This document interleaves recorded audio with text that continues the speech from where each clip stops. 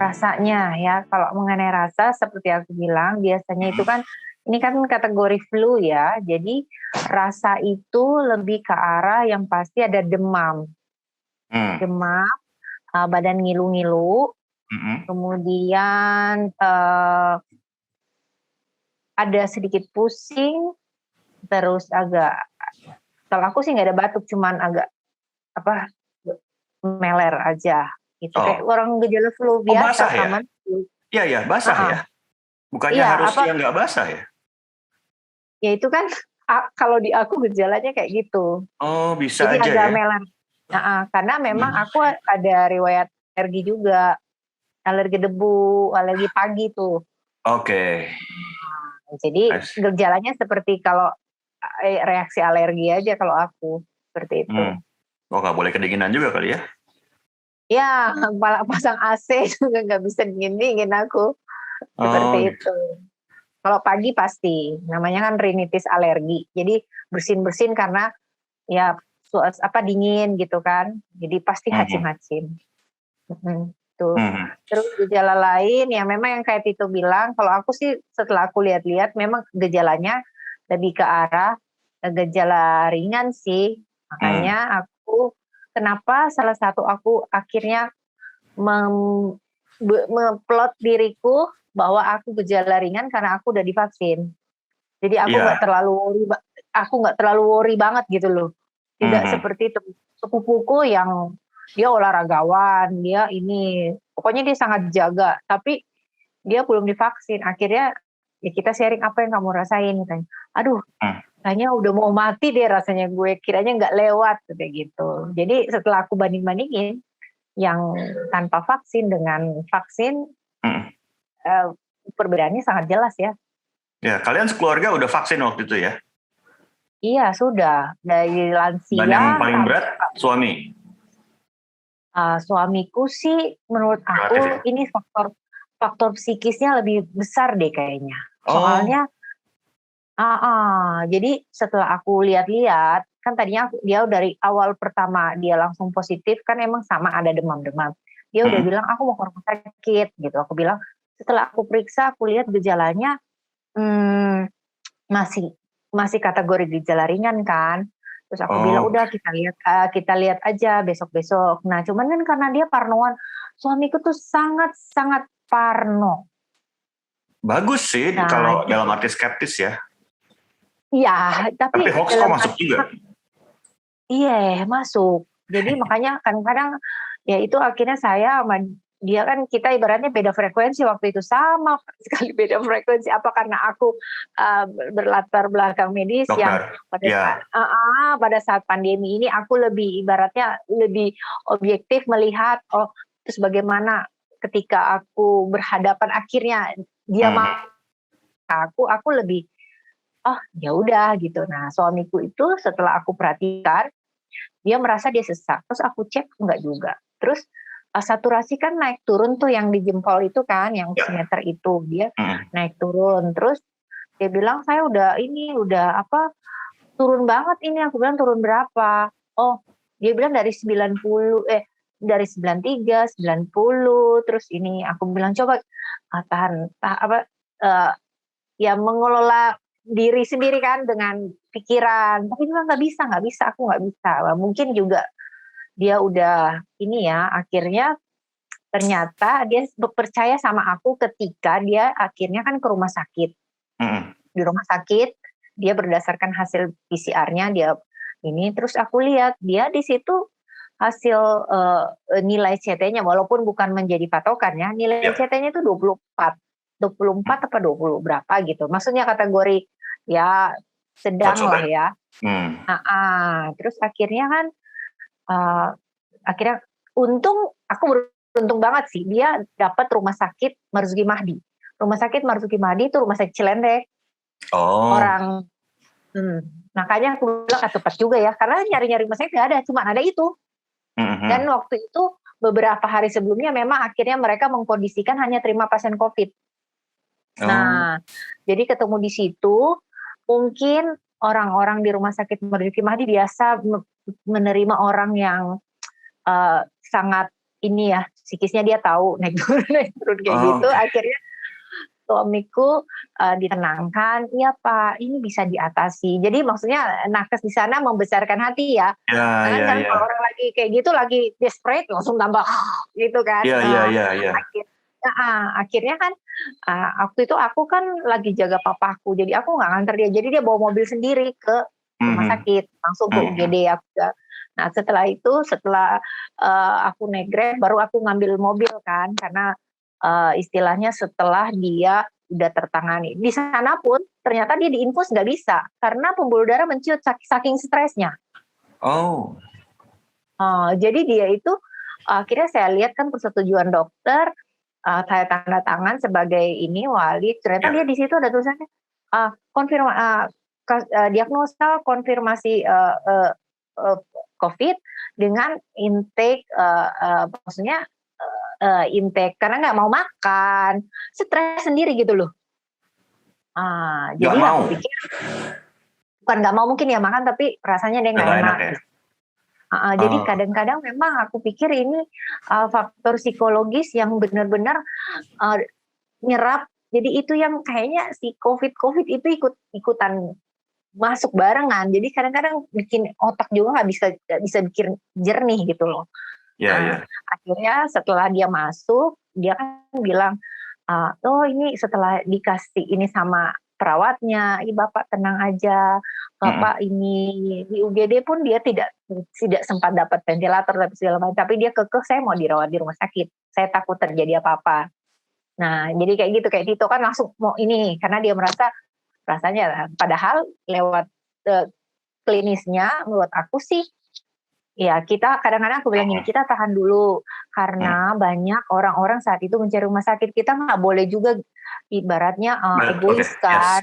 yes. Nah, aku bilang gitu sama dia. Ya, Aku bilang, kita tunggu sampai 1, 2 hari ke depan ini. Karena ya, mungkin saja di luar sana ada yang lebih benar-benar butuh banget gitu kan. yes. Nah, terus aku bilang gitu. Tapi dia nggak mau, aku nggak nyaman, aku nggak nyaman. Udah Mhm. akhirnya setelah konsultasi dengan beberapa orang ya, pokoknya senyaman dia aja. Dengan dia nyaman, akhirnya uh, ibaratnya hati rilis ya, maksudnya ya udah. Nah, ikutnya seperti itu. Makanya waktu aku setelah kontak erat sama dia karena ngurus papa aku segala macem, Mhm. uh, begitu aku udah mulai greges, wah ini aku kena deh, aku pikir kayak gitu. Oh, Aku iya, iya. akhirnya ya biasa aja, responku biasa aja. Aku bilang, ya benar juga sih, semua akan kena COVID pada waktunya. Iya, dari awal juga gue udah expect kapan gue kena segera deh, Ah, segera dah biar beres ya, gitu. Ya, jadi aku pikir, jadi ya akhirnya saya berubah karena kami dalam rumah ini ada kloternya, yaitu aku yang terakhir. ya, Mungkin dalam arti aku pikir aku ibaratnya akhirnya jebol juga gue gitu kan setelah berusaha ini kan. Nah, ya, akhirnya ya singkat cerita begitu suamiku udah masuk, ya udah dia udah di tempat yang ini, aku concern sama papaku yang lansia. ya. Nah, papaku yang lansia lumayan sih. Akhirnya ya saya terapi sesuai protap yang populer. Hmm. Nah, begitu juga mama. Tapi mama itu mah curi-curi, dia minum, nggak tahu dia dapat dari mana. Nah, itu tadinya saya mau tanya itu dapat dari mana? Itu kan udah Nah, satu untuk harus resep dokter dan itu pun kayaknya ya, dokter hewan deh. nah itu masih kontroversial ya. Nah, Iya, saya iya. nggak tahu. Ya setelah Oke, datangnya COVID nggak kan diketahui dari kita mana ya? kalau aku sih setahu aku salah satu farmasi yang memproduksi itu sampai saat ini sebelum COVID itu hanya satu. Dan kebetulan itu yang ownernya itu temanku sama-sama di kuliah waktu itu. Nah, pada sebelumnya itu Mhm. ivermectin memang, ini menurut cerita dia di grup ya, di Oke. grup kami ya, dulu itu sebelum diteliti, sebelum masuk lab di, katanya di Australia apa di mana gitu ya. Nah, Mhm. itu memang sedang diteliti di lab, oke, untuk menghambatkan. Nah, Ya, akhirnya perusahaan ini sukarela membagikan ke semua orang yang uh, COVID. Jadi non-profit. Awalnya non-profit. Sama sekali nggak. Jadi kalau lu mau, mana alamat gue kirim gitu loh. Nah, akhirnya ada beberapa teman yang mengikuti, dia bilang, gue takut kena. Jadi dia dari Desember apa November ya, itu dia udah minum jadi sebagai profilaksis, sebagai apa, iya, dia bilang pokoknya setiap tanggal 1 gue minum aja. Oh gitu, yang lain-lain kan belum booming. Nah, tapi akhirnya seperti pengobatan kayak yang di rumah apa yayasan segala macam, akhirnya ya mungkin itu karena donasi-donasi juga ya. Nah, terus ada juga ya. Nah, ya gitulah. Nah, cuman aku mungkin karena aku backgroundnya medis, jadi aku pikir ya walaupun riset itu kan berjalan terus ya. Ada yang bilang tidak cocok lagi, ini lagi. Tapi saya ya protap yang populernya aja dulu seperti itu. Makanya kami satu rumah itu semua terapinya beda-beda. Jadi kalau ditanya teman pengalaman dulu minum apa? Gue sih apa aja gue minum. Sampai mama mengklaim dirinya cocoknya sama itu apa yang lian hua yang obat Chinese itu ya itu. Terus tapi kan maksudnya obat-obat kayak begitu kan kita karena tulisannya tidak ada Indonesianya, akhirnya aku translate dengan translate lepasan, aku bilang, Mam, ternyata ini hati-hati juga diminum. Karena herbal itu, walaupun kelihatan herbal, tapi maunya dari makanan, tidak boleh dicampur sama apa, ini sama apa, gitu kan. Oh iya, drug interaction, gitu. ya. Ya, seperti ya, dan itu. Herbal sih, gue malah pikirnya pribadi nih ya, gue malah pikirnya negatif dulu.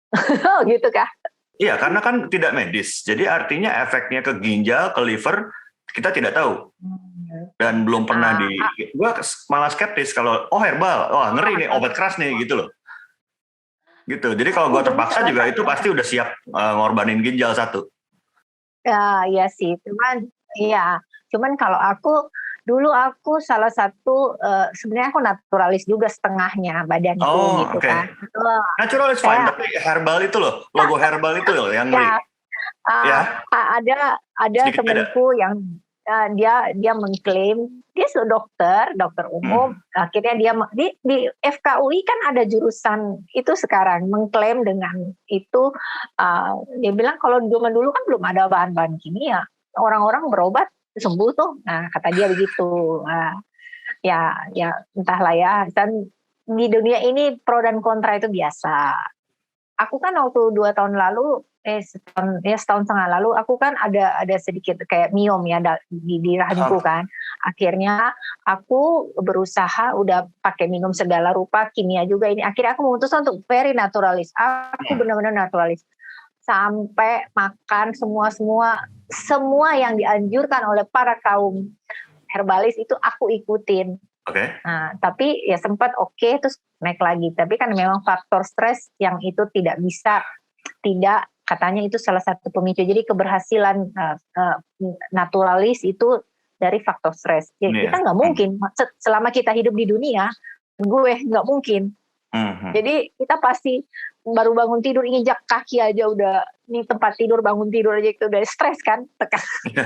Jadi menurut aku impossible, ya udah lu tinggal di gunung aja deh kalau kayak gitu kan, semua organik, semua ini semua aku pernah hidup seperti itu selama setahun.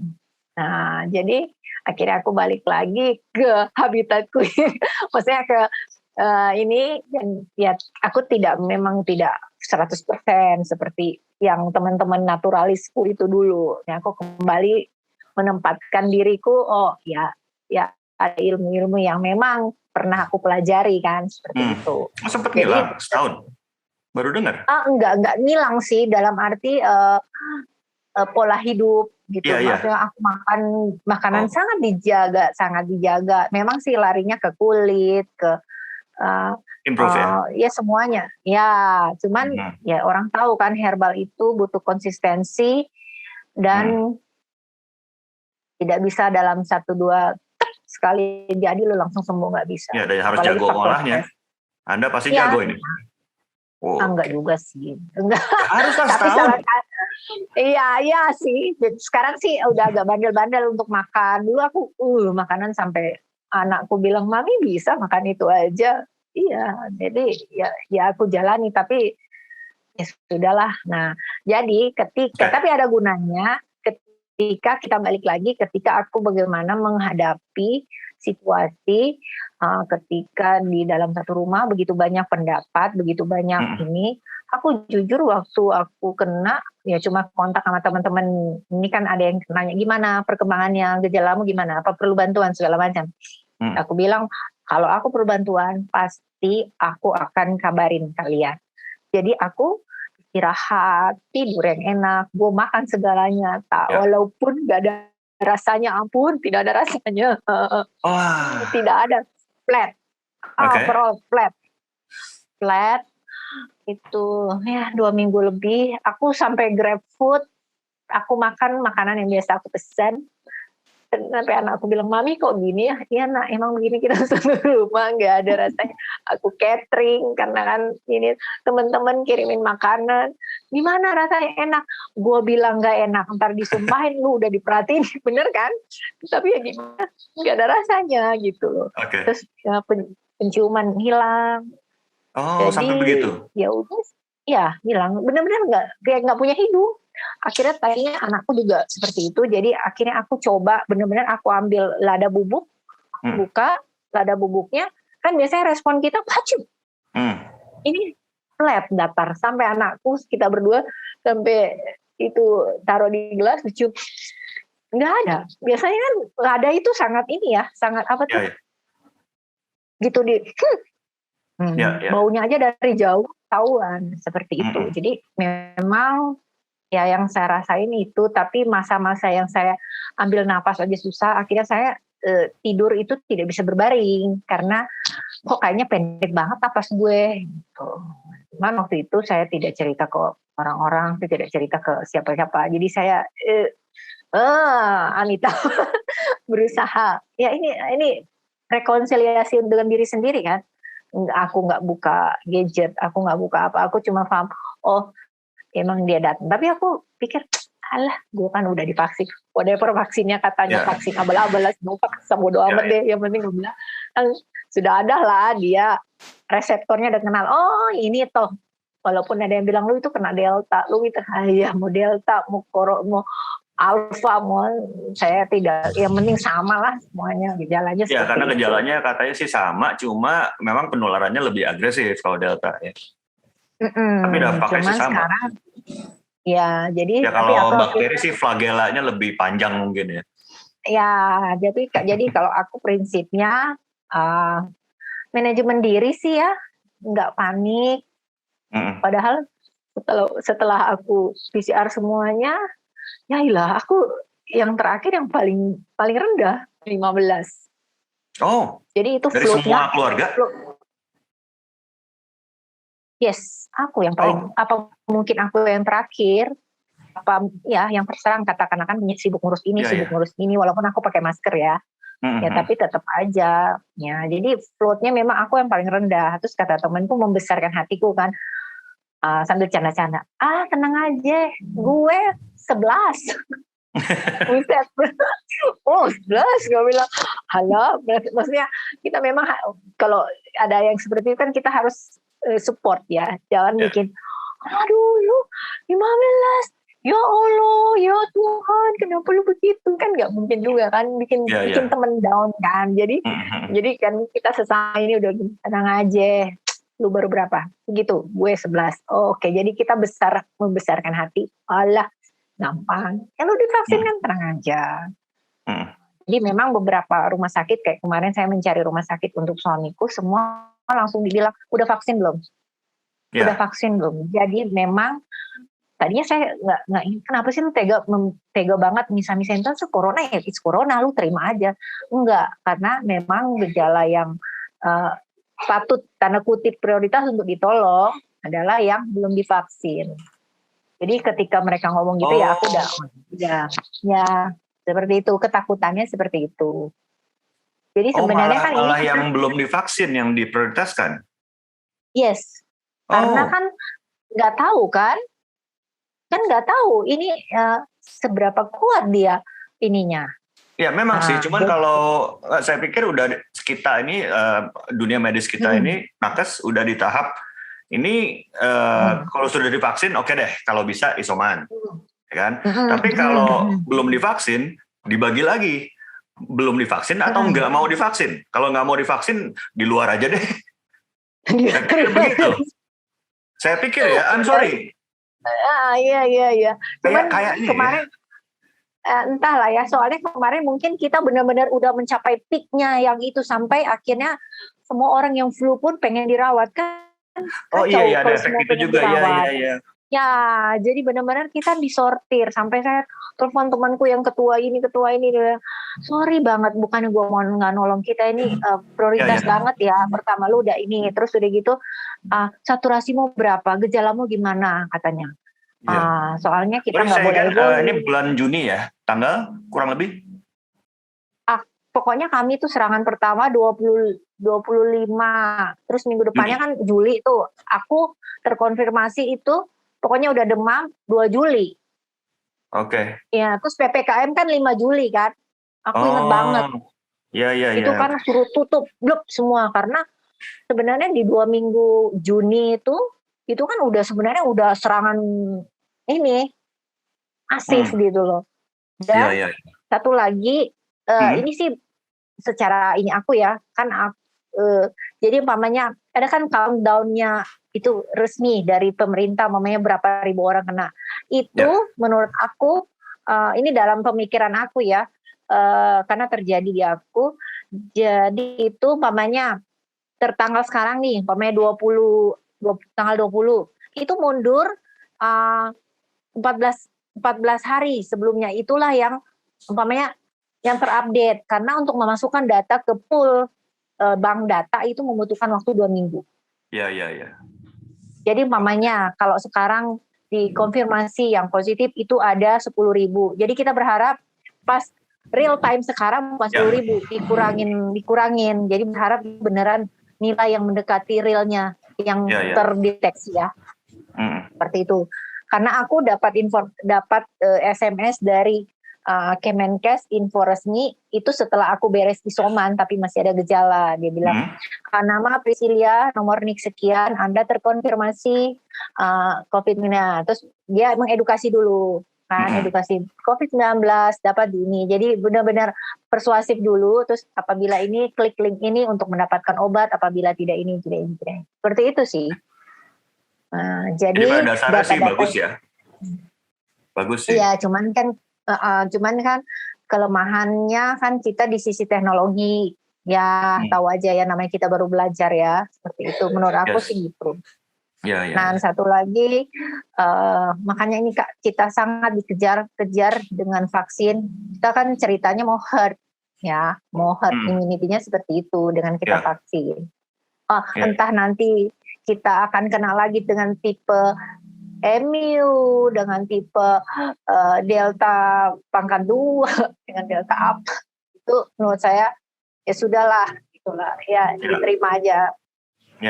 Kita harus berdamai. Saya sih lebih ke arah itu sekarang. Jadi kalau ada orang masih parno, menurut gue parno ada batasnya. Jadi gini, tidak abai tapi tidak lebay. Ini kita nggak abai, kita nggak boleh, tapi jangan juga terlalu lebay sampai lebay itu sampai kadang-kadang ke arah psikis yang enggak juga. Ya kayak dulu kan sampai semua disemprot masuk rumah ini. Ya maksud aku kembali ke memang tuh pola hidup sehat. Tetap kan pegang apa-apa. Kalau dulu kan belum 2 menit, belum 1 menit itu makanan jatuh diambil. Kayaknya yang kayak gitu-gitu kita sekarang kembali lagi, begitu dia jatuh ya udah ikhlasin aja lah jatuh. Makanan kuenya lu beli 100.000 jatuh ya udah ikhlasin, daripada kan nggak tahu apa. Ya tapi waktu zaman kita kan cengkeh udah dikunyah, tahunya jatuh, aduh. Jadi seperti itu. Jadi kadang-kadang pikir ya dengan adanya corona kita ini dunia direset ulang kan. Direset ulang. Saya terlepas dari dunia politik konspirasi apapun, saya pikir ya ini kita kembali ke tatanan yang sebenar-benarnya. Jadi yang memang sudah seharusnya. Kemarin Seperti itu. lupa gue nanya ke Tito. Prisil dah, gue tanya. Ini kita udah lebih dari setahun loh overacting, semua serba antiseptik. Dulu gue tuh Nah, OCD. Gue nggak tahu waktu gue ngajar lu tuh gue udah pakai alkohol belum sih? Gue selalu bawa botol ya kecil alkohol. apa-apa Udah dilap. ya? Itu Udah udah belum? kayaknya. Udah ya? Oke. Suami, Nah itu dulu gue pikir gue kayaknya. gila. Nah sekarang begitu Maret 2020 kemarin, kayaknya seluruh dunia gila kecuali gue. Nah itu kita udah setahun lebih loh begitu. Apa kita nggak jadi rentan sama bakteri dan virus biasa ya? Nah, ya dari ya aku ikut salah satu klub juga, study club yang memang bilang ya di dunia ini memang kan semua harus balance kan. Yes. Ada yang mutualisme, pelajaran dasar lah, simbiosis mutualisme itu memang harus ada. Ya, balance. Ya. Jadi untuk mencapai kenaturalan hidup ini ada si jahat yin yang dan yang segala macam itu. I'm talking about that. Are you worried or not? Iya, ya studi kan juga tetap jalan kan. Kita kan bukan orang yang ilmiah yang asal ngomong seperti itu. Jadi kalau teman-teman tapi itu common sense. Iya sih, ya gimana ya? Ya oke, pokoknya agar worried juga ya. Oke, sip. Ya, jadi kadang-kadang ya benar juga terlalu steril juga susah. Tapi tidak padahal steril. Nyambung sama COVID ya. Iya, jadi nggak terlalu nyambung lah gitu. Iya, bahkan ada jurnal terakhir temanku malah bilang COVID itu benda mati. Ya udah emang benda mati. Jadi dia kan dia itu benar-benar. Jadi itu kata-kata benda mati itu aku dapat waktu awal-awal ada dia bagiin jurnalnya. Entah itu orang ini serius? Yes. Nggak jurnal kedokteran serius? Jurnal serius ada. Kemudian aku masih kalau aku cari-cari lagi deh. Iya sih yang bilang virus hidup tuh siapa gitu? Karena gini, kan intinya dia itu berkembang hidup hanya kalau dia dapat reseptor, dia dapat sarangnya, iya kan? Nah iya. Jadi begitu dia mamanya kita sudah selesai, dia kan nggak bisa berkembang. Iya, self-limiting. Jadi ya makanya di mana-mana dia kategori virus. Virus kan memang di label dunia medis self-limiting disease. Jadi lu mau flu 1000 kali lu bayar juga. Jadi makanya. Tapi strainnya baru-baru lagi. Ya itu yang berkembanglah dunia ya infeksi dan segala macam. Lalu jurnalnya bilang apa? Bilangnya ini kan masih itu waktu di awal-awal ya. Waktu masih lockdown yang Maret Juni itu yang masih heboh-heboh. Bilang kemungkinan ini dia mengambil sifat jadi akhirnya endingnya ini masuk kategori bukan organisme gitu. Toxic. Aku nggak tahu itu nggak nyampe pikiranku. Cuman iya sih kalau menurut aku ilmu dasar kategori virus kan ya dia ada virus, ada envelope-nya, ada ininya, yang kayak gitu-gitu kan kalau zaman kita sekolah dulu ilmu dasarnya kan. Virus itu begini, virus ini begini, dia berbeda. Dia berbeda dengan umpamanya bakteri yang udah jelas ininya ya. Kayak umpamanya kena tipes kan pasti minumnya yang membunuh si Salmonella typhosa itu yang kayak gitu-gitu. Jadi ya kalau ya itu sebagian besar memang bilang kan ya self-limiting disease kan. Iya. Jadi seperti itu. Jadi pengalaman ini yang membuat ya kita sekarang berpikir. Jadi sekarang gini, vaksin nggak divaksin, kita kembali lagi kan Gary pengen tahu bagaimana sih meyakinkan teman-teman ya di balik kita jatuh bangun dengan COVID. Tapi dalam ilmu medis dari zaman dulu memang kan ada pro dan kontra terhadap vaksin kan. Semua orang tahu vaksin itu melemahkan bla bla bla bla bla bla bla bla gitu kan. Enggak juga ya. Cuman satu orang kan yang bikin tiba-tiba kita semua jadi curiga sama vaksin. Topo, aku nggak. Yang mana sih? Yang orang Inggris itu. Oh, yang orang Inggris itu, dan itu baik. pun jurnalnya sudah didebunk, udah salah itu. Datanya salah dia. Tapi orang udah banyak yang keburu percaya. Cuma satu itu. Cuma yang satu itu. Yang autism ya, kan? itu kan proses ini sih menurutku proses brainwash. Enggak, iya. Tapi menariknya ini yang tidak disengaja. Ini gue kebetulan memang ya bukan bidang gue juga, tapi gue perhatikan hal-hal seperti ini gitu loh. Gimana sih komunikasi ini bisa kacau begini gitu. Tapi gue sih masih yakini ya itu hanya satu orang Inggris itu. Udah pulang juga. Jadi gini, gue pengen konsentrasi ke satu hal yang sehari-hari kita take for granted. Kita udah anggap biasa aja punya itu, sampai kita benar-benar kehilangan. Dalam hal gue sih, gue kan sekarang nih masih nih, carpal tunnel. Masih. Ya, jadi gue CTF. Iya, masih nggak ada grip. Karena gue kerjanya, gue nggak pakai mouse loh, gue pakai ini, graphic tablet. Udah jadi nggak akurat kalau nunjuk gitu loh, apalagi pakai mouse. Masak juga kemarin motong bawang putih aja, aduh gue aneh gitu rasanya gitu loh. Masih sampai sekarang toh. Kemudian gue jadi ingat gue ada teman di Facebook namanya Pak Gustaf Kusno, dia banyak nulis, dan waktu dia kena, dia sedih juga karena rasanya kacau. Yang asin nggak kerasa, yang pedes tiba-tiba jadi 5 kali lebih pedes dari sebenarnya. Itu menyedihkan sekali. Nah itu kalian berdua ngalaminnya gimana? Terutama Tito nih yang sebelum vaksin udah kena. Gue sih, kalau gue cuman anosmia doang. Hah? Apanya? Cuman nggak bisa nyium. Nggak bisa nyium doang. Hidung. Ya. Anosmia doang. Yang lain pengecapan sih normal-normal aja. Kok bisa? Ya. Nggak tahu. Kalau gue cuman nggak nyium doang. Yang lain-lain sih normal. Dan nggak nyium itu rasanya gimana? I'm sorry gak kebayang, karena gue belum pernah lost yang satu itu. Aku dua-duanya agesia, anosmia. Augesia itu hilang berasa pengecapan. Kalau gue sih, ya sebetulnya sih nggak ngaruh ya. Yang nggak nyium, tapi taste gue masih bisa. Jadi ngerasain asin, terus manis itu masih bisa.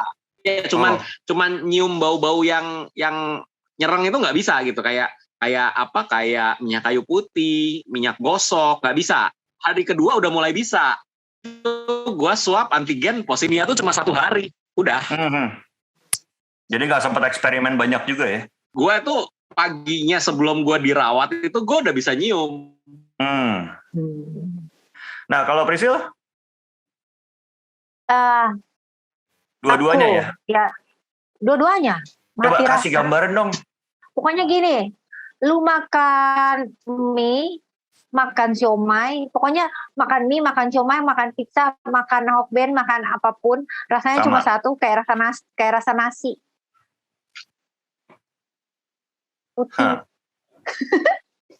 Jadi bisa merasakan pati ya? Ya, pokoknya flat. Jadi kalau kayak makan nasi kan flat kayak. Nasi doangnya gitu ya, bukannya semuanya seperti starch gitu ya? Okay. Iya semuanya nggak ada rasa, nggak ada rasa. Begitu ya. Jadi akhirnya kita menolak untuk makan karena kan nggak ada rasa sama sekali. Dan ketika tidak ada rasa, no taste. Nggak ada taste ya, kayak ini kan gitu. Iya, terus kan mual kan jadinya. Padahal kan kita harus makan. Kalau lambung kosong, itulah. Jadi ya dia kayaknya masuk di hal-hal yang sepele deh kayaknya. Tapi dalam banget kalau menurut aku. Ya itu yang gue maksud. Memang itu yang gue maksud. Ya, oke, syukurlah kalian udah pada sembuh. Saya rasa untuk COVID-nya sih oke lah. Kecuali ada tambahan lagi. Mungkin dari sisi ini kali Tito kan ada komorbid. Tadi udah cerita ya kalau Tito ada komorbid. Ya komorbid sebetulnya sih komorbidnya nggak terlalu masalah selama memang penanganannya cepat gitu loh. Iya gitu. Dan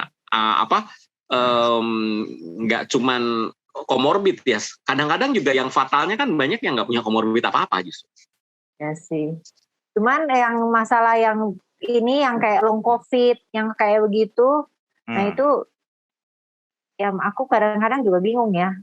Emang? Oh banyak yang ya, masih lewat 2 bulan masih cepet capek, masih ngos-ngosan ya banyak. Terus aku masih di 2 bulan ini yang udah mulai berini. Dulu naik tangga gue ngos-ngosan, sekarang aku kan olahragawan, bukan olahragaan maksudnya senang olahraga kan. Nah, begitu sekarang naik tangga udah kayak gue umur 70.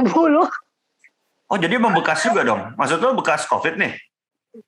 Enggak, iya setelah itu ya. Iya. Oh, living a mark juga. Setelah ya? itu jadi karena kapasitas paru-parunya kan pasti berkurang sedikit gitu kan. Karena kan ada bekas-bekas COVID-nya yang kelihatan gitu. Ya, kayak putih-putih kayak pneumonia gitu jadinya.